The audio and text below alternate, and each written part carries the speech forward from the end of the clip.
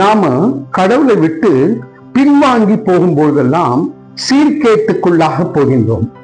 நல்ல வழியை விட்டு துன்மார்க்கமான வழியிலே போகின்றோம். அப்போ ஆண்டவர் சொல்லுகிறார், நான் அவர்களை அழைத்து வந்து குணமாக்குவேன்.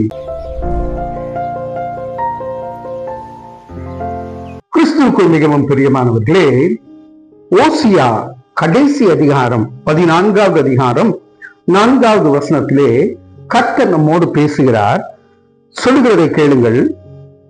நான் அவர்கள் சீர்கேட்டை குணமாக்குவேன், அவர்களை மனப்பூர்வமாய் சிநேகிப்பேன், என் கோபம் அவர்களை விட்டு நீங்கிற்று. 3 அழகான வாக்குத்தத்தங்களை ஆண்டவர் சொல்லுகிறார். முதலாவது அவர் சொல்லுகிறது, நான் அவர்கள் சீர்கேட்டை குணமாக்குவேன். ஆங்கிலத்தில் பார்க்கும்போது பேக்ஸ்லைடிங், நம்ம எல்லாம் பின்வாங்கி போயிருந்தோம். பல வேளைகளிலே, சிந்தையிலே, செயல்களிலே நாம கடவுளை விட்டு பின்வாங்கி போகும்போதெல்லாம் சீர்கேட்டுக்குள்ளாக போகின்றோம்.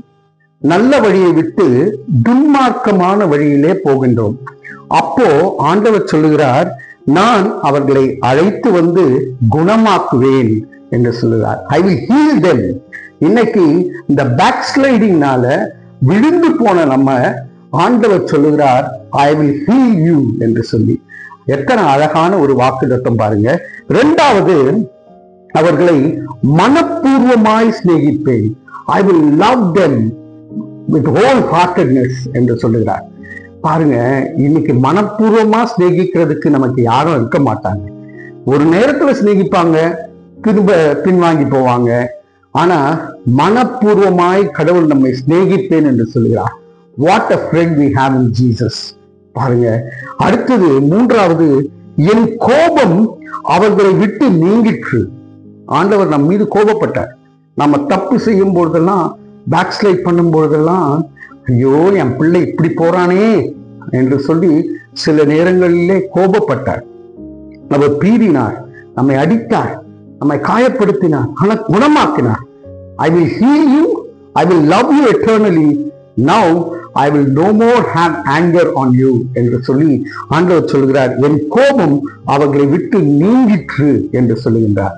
இந்த ஒரு அழகான வாக்குத்தத்தத்தை பிடித்தவர்களாய் அவரை சிநேகித்து, நாம மனப்பூர்வமாய் சிநேகித்து, அவரை கட்டி தழுவி அணைத்து வாழ நம்மை அழைக்கின்றார். நாம் வாழ்வோம். தலைகளை தாழ்த்தி தேவனை நோக்கி பார்ப்போம். அன்பின் பரலோக பிதாவே, இத்தனை ஆண்டவரே அருமையான ஒரு வாக்குத்தத்தத்தை இன்னைக்கு கொடுத்திருக்கீங்க கர்த்தாவே. ஆண்டவரே, நீங்க எங்க சீர்கேட்டை குணமாக்குனீங்க. நாங்க கர்த்தாவே எங்களை மனப்பூர்வமாய் சிநேகிக்கிறீங்களே. நாங்க தகுதியற்றவர்களாயிற்று, ஆனா எங்களை இவ்வளவு அழகா நீங்க சிநேகிக்கிறீங்க. ஆண்டவரே, உம்முடைய கோபம் எங்களை விட்டு நீங்கிற்று என்று இன்னைக்கு வாக்குத்தத்தத்தை கொடுத்தபடினாலே நாங்கள் நன்றியுள்ள இருதயத்தோடு பாதம் பணிந்து ஜெபிக்கிறோம். ஜீவனுள்ள நல்ல பிதாவே, ஆமேன், ஆமேன்.